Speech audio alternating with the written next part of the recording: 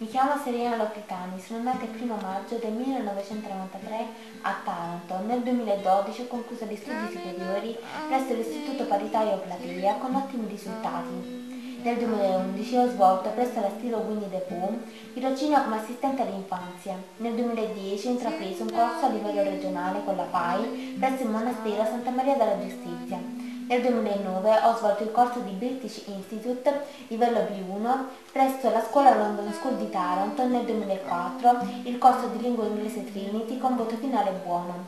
Ho buone capacità di lettura, scrittura e espressione orale in inglese e discrete in francese. Ho concluso gli studi di psicologia presso l'Università La Sapienza di Roma nel 2017.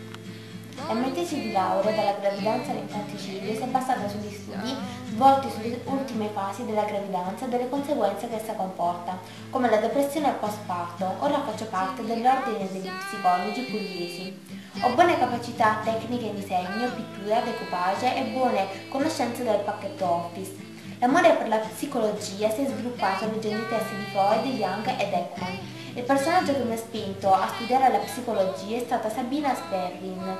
Il suo amore per questa scienza mi ha spinto a leggere i suoi testi e ad intraprendere questi studi. Ho attualmente intrapreso gli studi di psicologia clinica presso la facoltà di Bologna.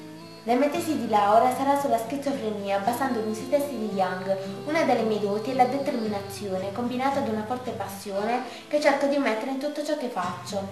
La passione è l'elemento che vorrei trovare nel futuro lavoro, perché credo che grazie a questo si riesca ad appassionarsi ad un progetto, ad un lavoro, dando così il meglio di se stessi e quindi ottenere ottimi risultati professionali e lavorativi.